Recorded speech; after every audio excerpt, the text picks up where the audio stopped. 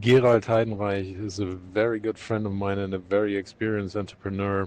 He has sold several companies already, among one by VIP to Amazon and Capgemini. So he is super experienced in the digital space and in e-commerce and several other categories. And I'm very happy to be able to talk to him today. I've been for 28 years now starting to build companies. So I started in a big corporation. They threw me out after a year because I apparently didn't fit. So that was the good starting point to actually start entrepreneur. I always wanted to be an entrepreneur, but I thought, well, let's give it a shot. But anyways, then it was clear I had to start. So 99, I started my first business, a B2B SaaS platform. The internet was just out, basically. And we were kind of reinventing or inventing what software as a service at the time was called application service provider really meant. We built the business as a platform for large corporations to facilitate purchasing with reverse auctions. It was an amazing time. We basically, the second year had about $1 billion on the platform volume, and we got a revenue share of everything. We were about to go public, and then actually 9/11 happened. The IPO didn't happen, and then the company was nearly bankrupt. So that was my first story. Being a millionaire on paper, but then actually not being a millionaire, actually then having to struggle to see how we could potentially survive that business. So we turned it around. We made it a software as a service business essentially, and then sold the business essentially in 2006. And I really learned about resilience in that business because we really had to struggle. We went from 120 people, I think, down to again 20 people. So all the restructuring, shutting down offices, rebuilding everything, and then actually rebuilding up everything. I learned a lot. So then I started another business called Buy VIP, an e-commerce marketplace where we sold branded products at discounted prices to our community with about 10 million people. So we went to a producer and blocked stock and then said, okay, listen, community, you can buy Polaroid Lord, for example, 50% off.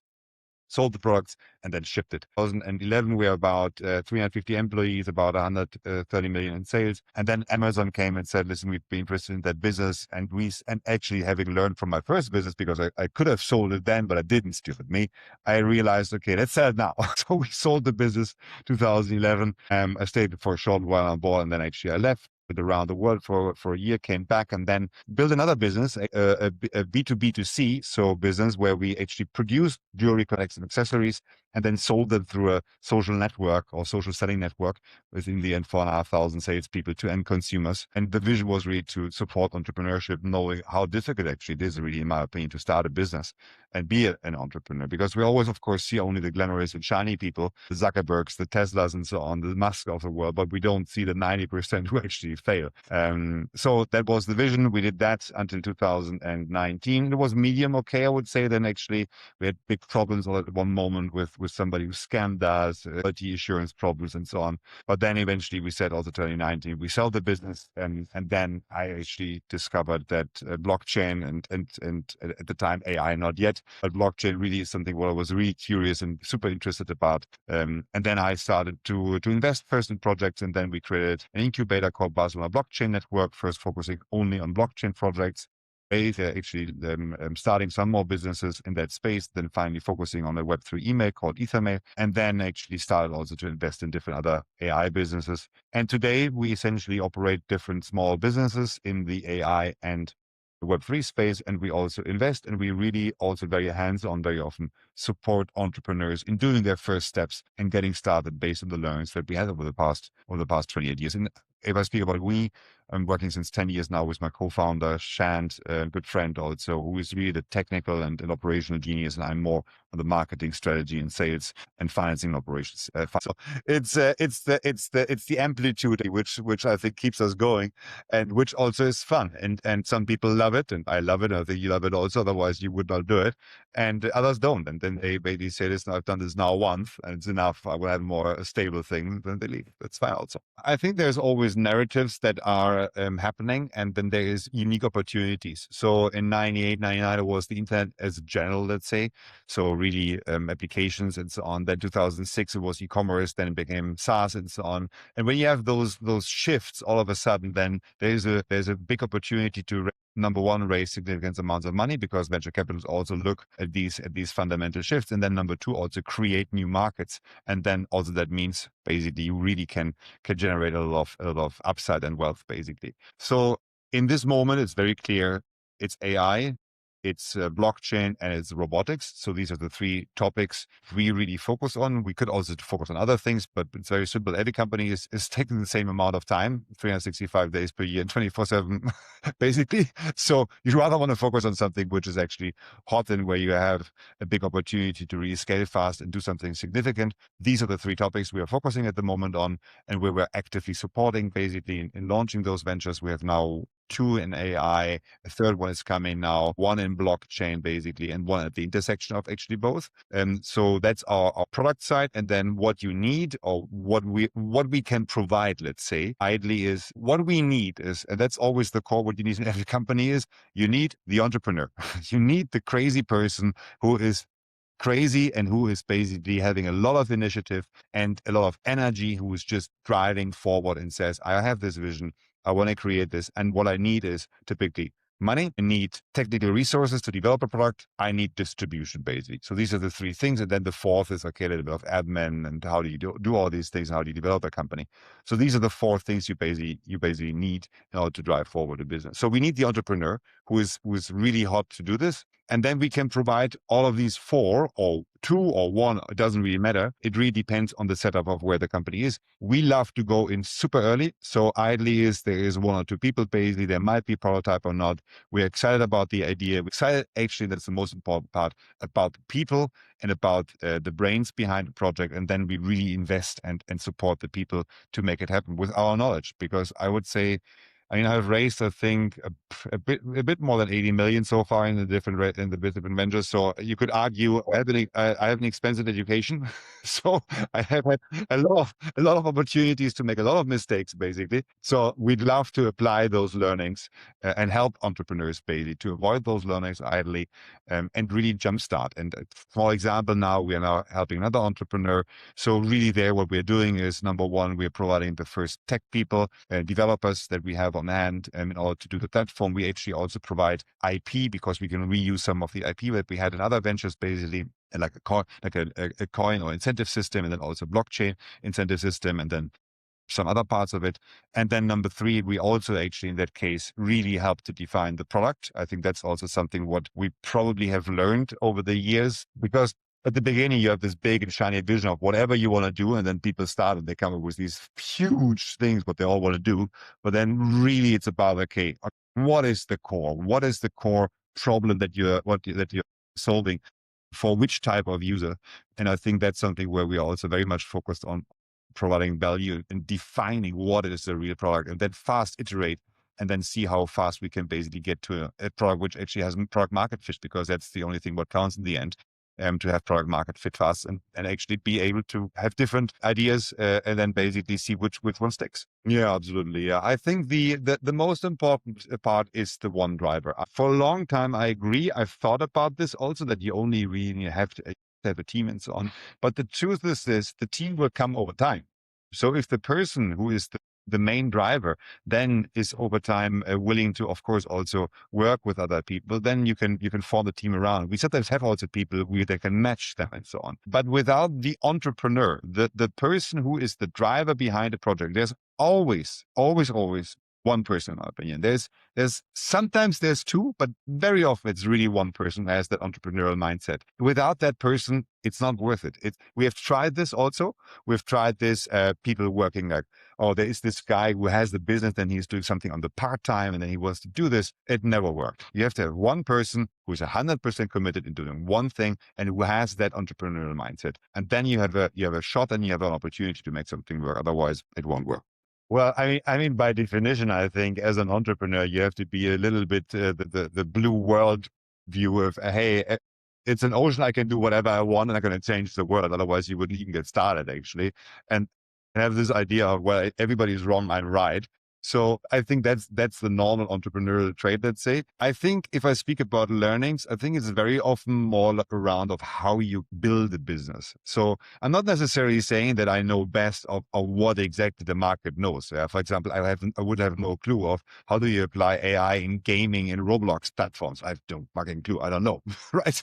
But I would probably know of how you make sure that you actually create a team that can work together, that you get the right people on board, that you get the right people out of the board as soon as possible if you have an issue, basically.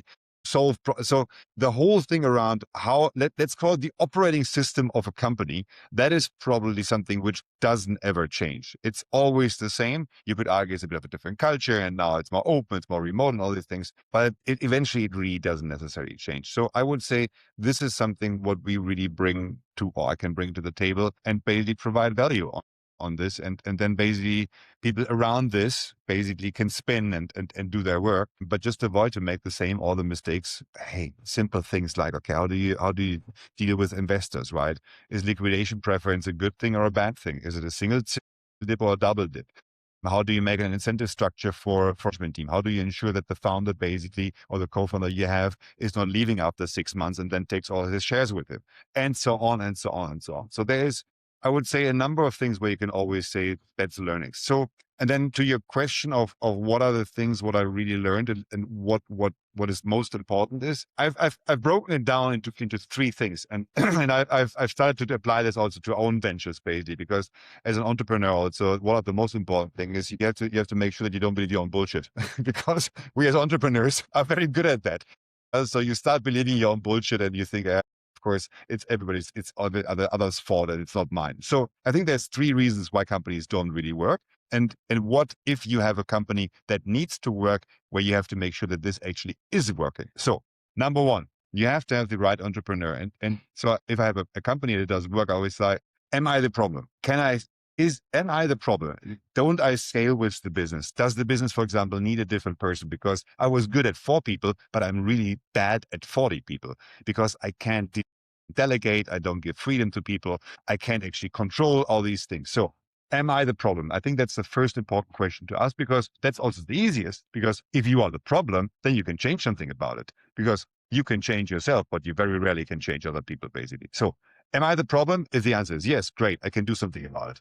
And then see if I can help, if I can change my role or whatever. Number one. Number two, is the team working? Yes or no? And is that working means like, are they all going in the right direction? Do they have the right incentive structure? Do they have the right culture? Are the right people in the right spots? Are they doing the right things? Are they motivated enough? Who do I have to take out potentially? So that's the second part, because if the team doesn't work, well, I'm just one person and I don't scale, right? I'm just one person. Well, the good news now is with AI, actually, you can scale. That's actually changing or different. So then the third one actually is, do I have product market fit, and do I have a market which works or which doesn't? Because you sometimes can have a product which is great, but you just don't have a market yet, or you don't have it anymore because you are too late. So timing is something super, super, super crucial on the third part. So do I have a product market fit? Do I really have something what the market needs and where there is a problem? So is it a problem to a solution to a real problem, or I'm trying to invent problems which are not there, which very often I've also seen that people think, and I've done the same mistake, by the way, right? I'm dreaming about something and, hey, listen, this everybody needs to know because I thought this is my problem. Then you look around like nobody's actually having that problem. So I think that these are the three things. And it's typically one of the three things which are wrong. And I think it's the same thing. Then if you start something, you have to make these three things right. And then if these three things are right and you have the right timing and a bit of luck, then I think you have a real opportunity to get something. So I have looked over the past 28 years, probably at, I would say about 1,500 business plans, I would say. So things what I basically got and people I spoke to and so on. Out of 1,500, I would say around 150, we looked in more detail, like had a call, follow-up call, and then, okay, does this really make sense? And see basically to understand basically. Out of these 150 things, and some were own ideas, and of course some other were other sales or incoming things. I think in the end, we ended up being involved between 15 and 20. So if you think about it, this is 1%. It's 1% out of 1,500 ideas, basically, and that eventually we ended up doing or being involved with. So that tells you also that, of course, we don't claim to have the name to fame, right? There actually, to be fair, there were 2 ideas I wish I would have invested in hindsight, but hey, that's how it is. But that tells you that out of 100 ideas, 99 are bad, or 97 to be fair, because 2 are missed. And only 1 actually, and only 1 probably is good. I think that's the truth, that there is a lot of ideas out there. which essentially are features, in my opinion. Very often, they are not a real problem. They don't solve a real problem. They are a feature to something which is existing, and somebody has this feeling, oh, this is really a big issue, and a lot of people have their problems. So to answer your question of how do we do it now is with a very clear rating system, basically, when we look at an idea. First is, and this is something which is, again, of course, personalized to us because we can provide a certain type of value and we have a certain type of investment and building philosophy. Number one is, how big is the market? Is this a small market or is it a big market? Coming back to what I said earlier, every business needs the same amount of attention, 365, 24/7, 5 days, 7 days a week. We look at big markets where there's big opportunities and where there is ideally, of course, a big blue ocean, basically, where there's not a lot of competition, where something happening, and there's a big opportunity to do something. That doesn't mean that the market has to be huge, like billions and billions, but that basically a market, what is targetable for this one, and then the opportunity, that's point number, to be a relevant player in that market. So I rather have a smaller market and have potentially a 60% or 50% market share than having a huge market and having 1%, because that's a lot more difficult actually to get potentially, because there's also so much competition. So look at the market, number one, how big it is, how competitive is it, how fast is it evolving, and is there real opportunity, yes or no? Number one. Number two, does it solve a real problem? And is the problem a real problem that I ideally have many times per day or per week? Because I've seen, and I've done this again also, I'm really passionate about travel, for example, and leisure travel and all these things. So for a long time, I was thinking about, okay, travel and booking and so on. And then one moment I realized, okay, so how often are people booking vacations? And I realized, okay, well, it's like maximum 4 times per year. So that's the amount of interaction I would have with a real perfect travel planning app and everything basically in there, right? I'm not speaking about business travel and so on, right? But I mean vacation travel.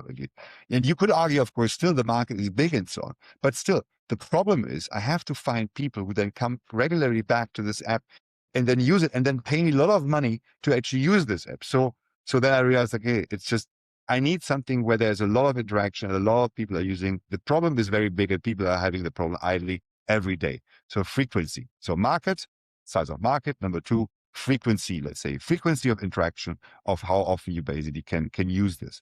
And then number three, of course, is where's the money, baby? Show me where can you make money, and connected with it, even at least more important is where is the margin? So making money is great, but if I don't have a margin, which actually is relevant, and margin means to me everything above 25% ideally, because otherwise it's going to be really difficult to get to EBITDA.